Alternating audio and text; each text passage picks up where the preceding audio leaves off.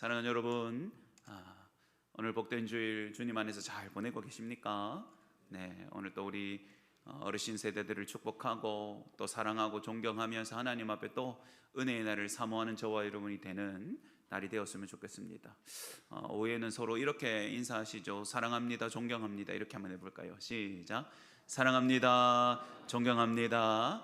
서로를 존경하는 마음으로 높이고 또 서로를 아끼는 저희가 되었으면 좋겠습니다. 여러분, 오늘 어버이 주일이라서 우리가 낮 시간에는 부모님 세대의 사랑과 수고를 격려하고 위로하고 또 그분들에게 믿음과 용기를 불러 일으키는 말씀을 받았습니다. 이 오후 시간에는요, 우리 모두가 동시에 또 아버지 하나님의 자녀이니 우리를 품으시는 하나님 아버지의 마음에 초점을 맞추는 말씀을 우리 가운데 주셨습니다. 여러분, 오늘 말씀은 이스라엘 백성들이 출애굽한 이후에 벌어진 사건을 우리에게 소개합니다. 여러분, 애굽에서 오랫동안 노예 생활하던 그들을 하나님이 어떻게 하셨죠? 모세를 보내셔서 그들을 구원해 내셨습니다. 그리고는 광야를 지날 때 우리가 아는 것처럼 수많은 기적을 겪었습니다. 그죠? 바다가 막혀 있을 때는 홍해를 가르고 지나가게 하시고, 먹을 것이 없을 때는 하늘의 만나로 먹이시고, 낮에는 구름 기둥, 밤에는 불 기둥으로, 진짜 여러분, 우리가 어린아이 똥기저귀 갈아서 키우는 것처럼 하나님이 그들을 정말로 인도하고 사랑하셔서 여기까지 오게 하셨습니다. 지금 그들이 어디 서 있냐면요, 이제 하나님이 이제 내가 너희를 줄 땅이 있다, 너희에게 약속의 땅을 주겠다 하셨던 그 땅을 바로 큰 강 맞은편에 보는 이제 그 약속의 땅 코앞에 지금 도착해 있는 상황입니다. 그런데 여러분, 바로 이제 조금만 지나면, 조금만 더 나가면, 조금만 더 고생하면 이제 약속의 땅에 들어가게 될 것인데요, 그런데 이스라엘은 그만 여기에서 완전히 무너져 내리고 맙니다. 여러분, 거기 도착해서 보니까 그들의 눈에 먼저 보였던 게 뭐냐니까 약속의 땅에 초입에 서 있는 큰 성벽이었습니다. 그리고 점탕꾼을 보내었더니 그 지역을 지배하고 이미 살고 있는, 그 땅이 비어있는 동안 이미 들어와서 살고 있는 민족들이 거인을 대장으로 내세우는 큰 안악 조선들도 있고, 엄청난 힘 있는 사람들도 있고, 막 칼을 빼들고 싸움 잘하는 민족도 있는 이 안타까운 현실을 보게 된 거죠. 여러분, 오늘 읽었던 본문 바로 앞에 28절을 한번 띄워줘 보시겠어요? 28절에 보면 이렇게 되어 있습니다. 우리가 어디로 가랴? 눈에 보인 게 이거예요. 우리의 형제들이 우리를 낙심하게 하여 말하기를 그 백성은 우리보다 장대하며 그 성읍들은 크고 성곽은 하늘에 닿으며 우리가 또 거기서 안악자손을 보았노라 하는도다 하기로. 안악자손은 유명한 거인 전투 민족입니다.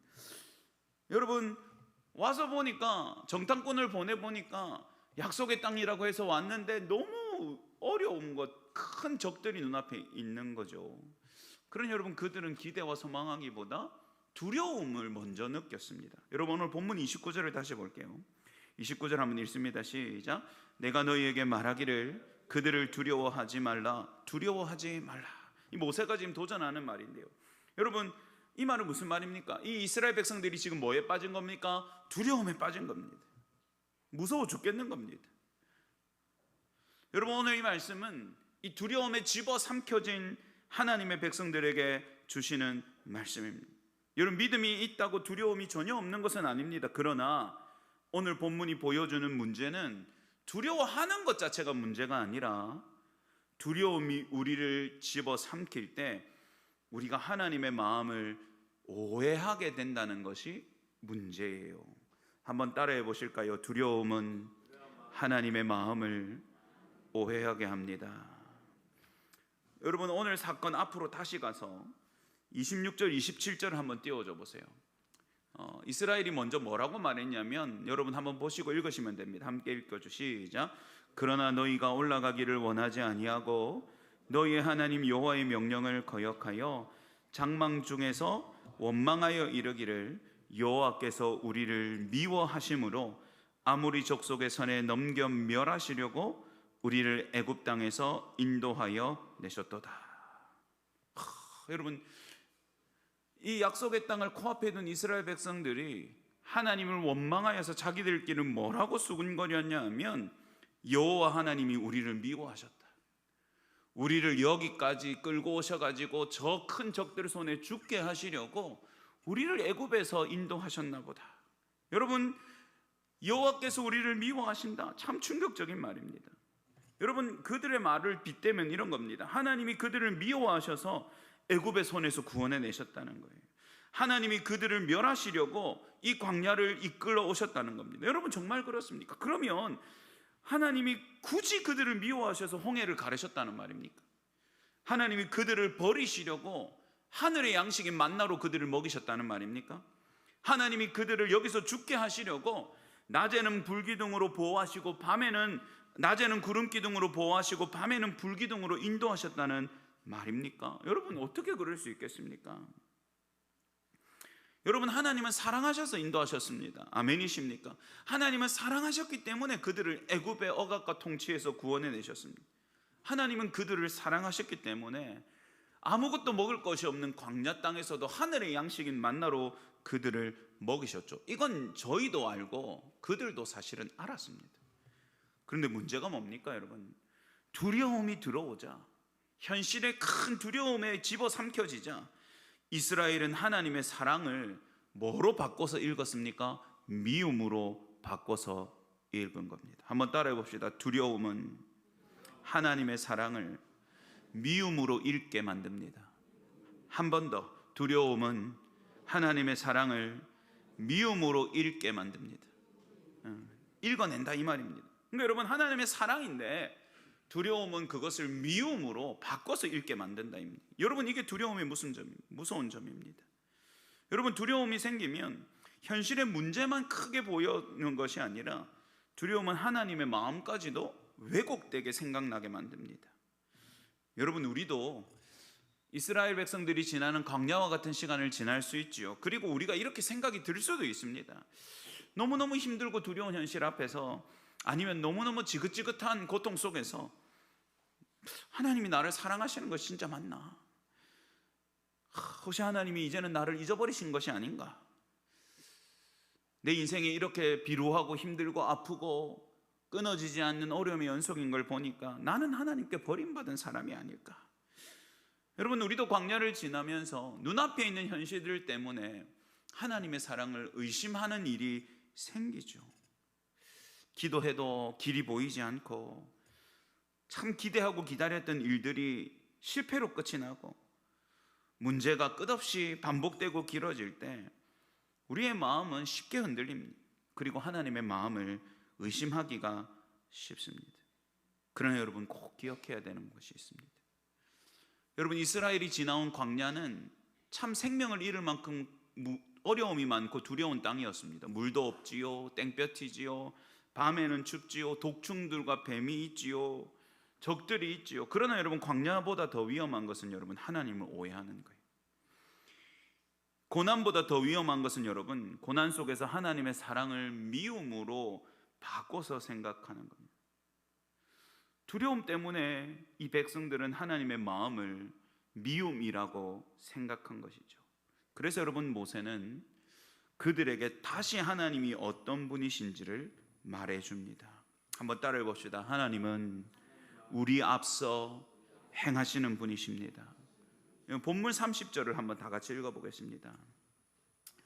여호와께서 우리를 미워하셔서 우리를 죽게 하신다. 여호와께서 우리를 멸하시려고 여기까지 인도하셨다. 이렇게 이 백성들이 하나님의 사랑을 미움으로 바꿔서 읽어내자 모세가 그들에게 소리친 말씀입니다. 읽어보겠습니다. 시작.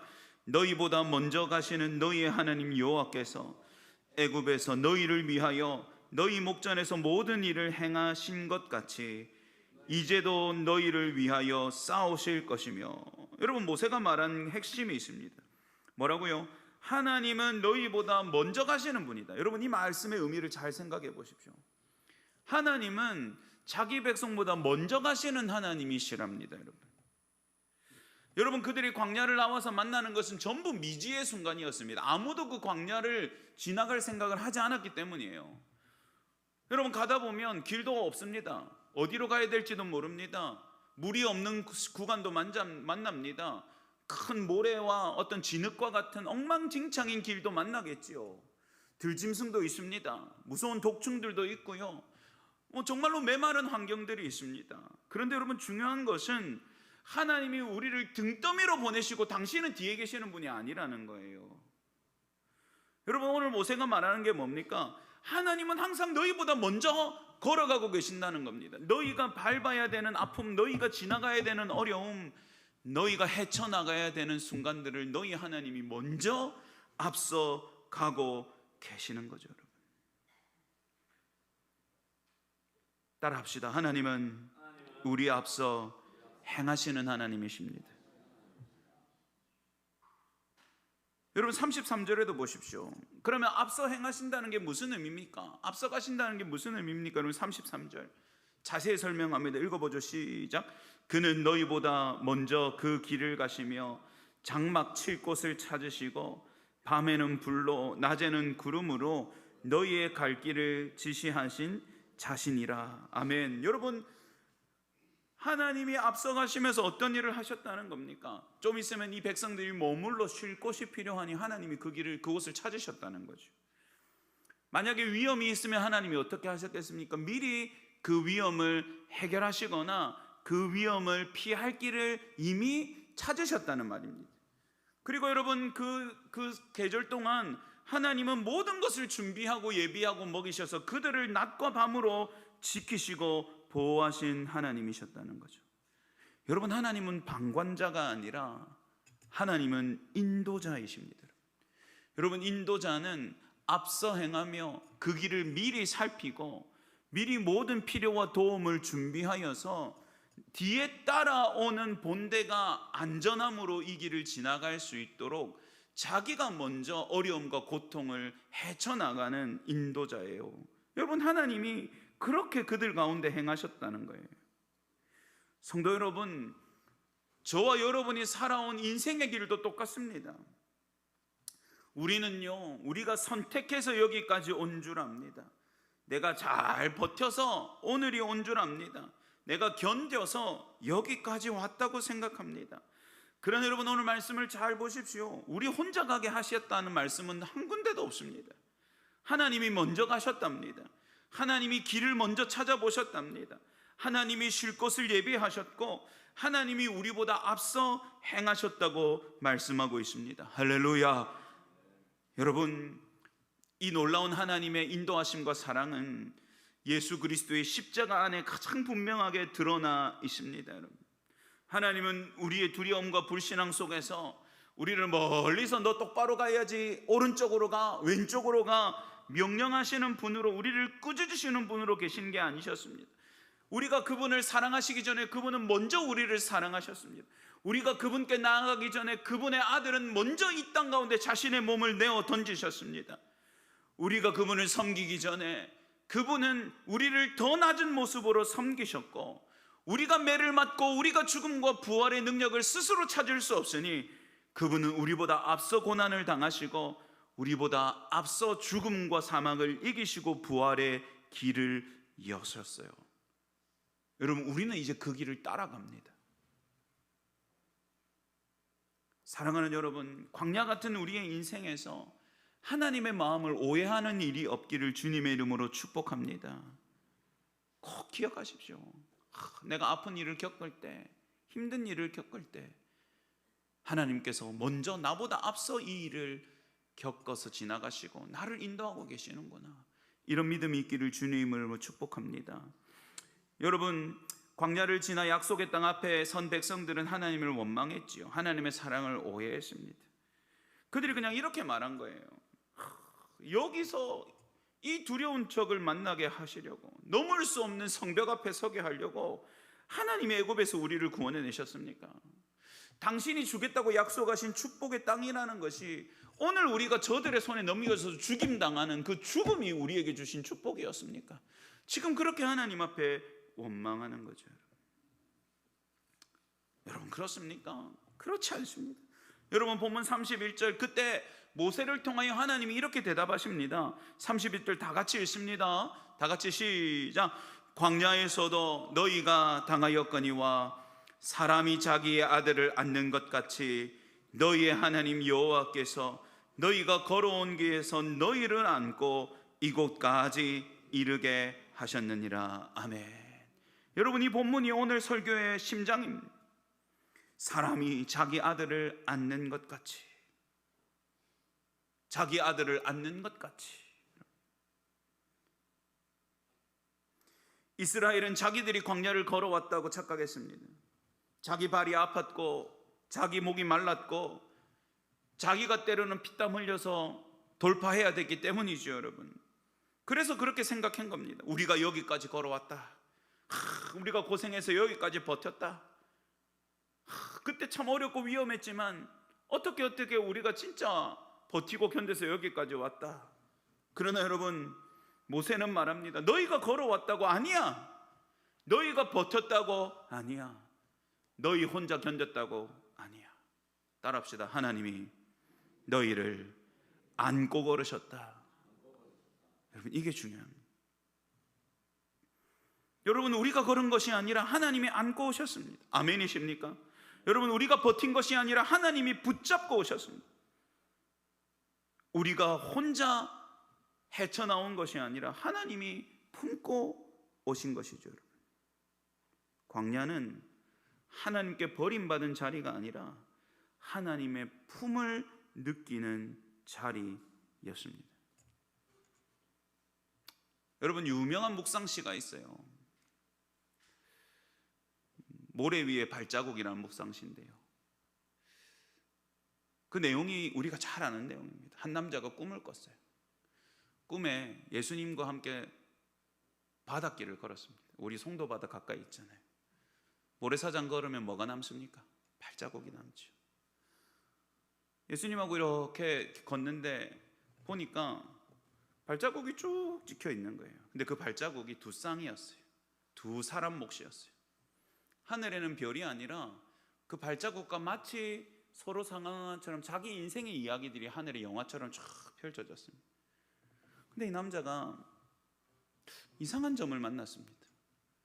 이렇게 발자국을 따라 이렇게 보다 보니까 발자국이 두 쌍으로 있다가 한 쌍으로 바뀌는 부분이 있는 거예요. 그런데 그때 이 하늘을 보니까 꼭 한 쌍으로 찍혀 있는 그 시간이 자기가 너무 힘들고 고통스럽고 외로웠던 시간이에요.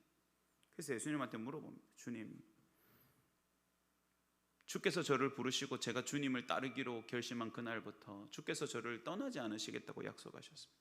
근데 주님 보십시오, 잘 걸어오시다가 아니 왜 제가 힘들고 아플 때마다 주님의 발자국은 없어지고 제 발자국 하나만 남습니까? 여러분, 그때 주님이 뭐라고 대답하십니까? 이게 네 발자국이 아니고 내 발자국이다. 그때마다 내가 너를 안고 왔다. 여러분, 그게 이 말씀에서 온 것 같죠? 여러분, 우리는 우리가 버텼다고 생각합니다. 반대로 말하면 주님이 우리를 버리셨다고 생각합니다.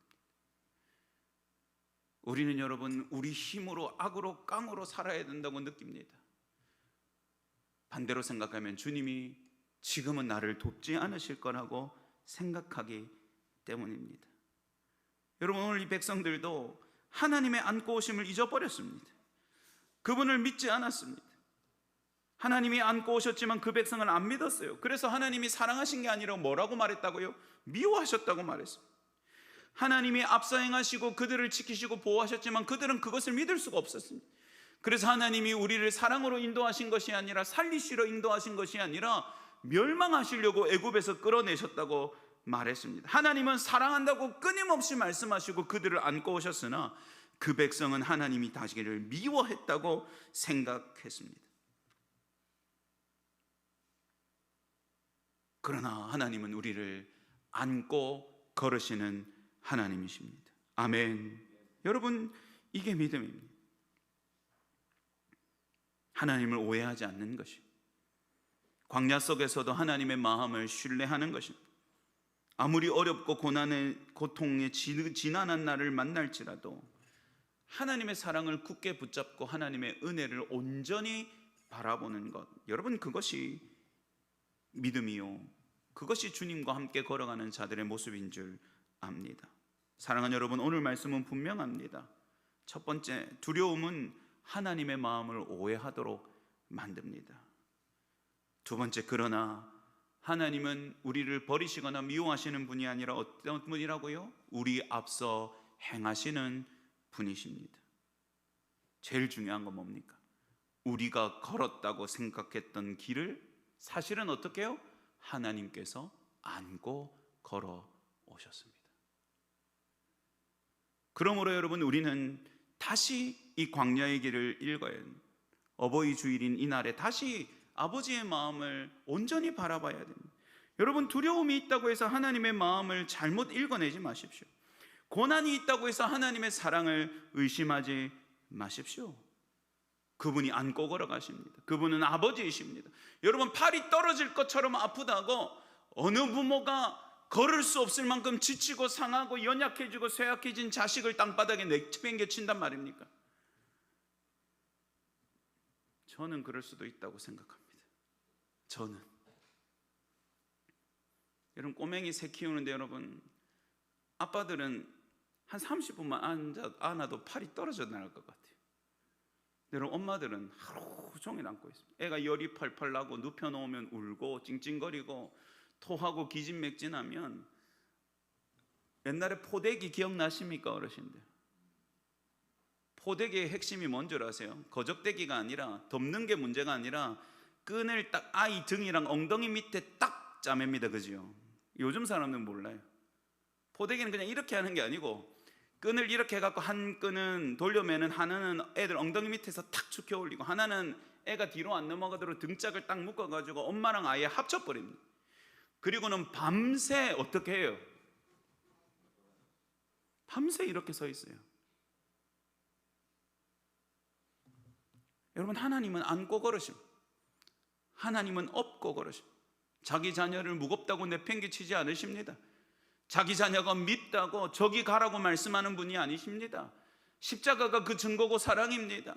아버지 하나님은 끝까지 우리를 안고 걸어가십니다. 아버지 하나님은 끝까지 우리를 업고 걸어가십니다. 언제까지요? 당신이 사랑하고 당신이 자기 아들을 버리시는 것까지 구원하기로 작정한 저와 여러분이 하나님의 나라의 그 품에 완전히 안기는 그 순간까지, 할렐루야, 하나님은 저와 여러분을 안고 걸어가실 것입니다. 그런 여러분, 그 사랑에서 힘과 용기를 얻으십시오. 그 사랑에서 여러분의 소망을 발견하십시오. 마음에 계속 내가 버림받은 것 같고 내가 하나님의 사랑에서 멀어진 것 같다는 의심이 들 때마다 오늘 말씀을 기억하십시오. 나는 너를 안고 걸었다. 한번 따라 합시다. 나는 너를 안고 걸었다. 여러분, 오늘 우리에게 주시는 아버지 하나님의 말씀입니다. 두려움이 생길 때마다, 의심이 생길 때마다, 지칠 때마다 여러분이 영혼의 성령이 말씀하시기를 원합니다. 내가 너를 안고 걷고 있다. 내가 너를 업고 뛰어간다. 그러니 내 아들아, 내 딸아, 힘을 내라. 용기를 잃지 말아라. 믿음을 버리지 말아라. 끝까지 내가 너를 책임지고 안고 걸을 터이니 힘을 내라. 일어서라. 우리 하나님의 그 위로와 힘과 용기 가운데 믿음으로 인생의 광야를 주님과 함께 걸어가는 귀한 하나님의 자녀를 되시기를 주님의 이름으로 축복합니다.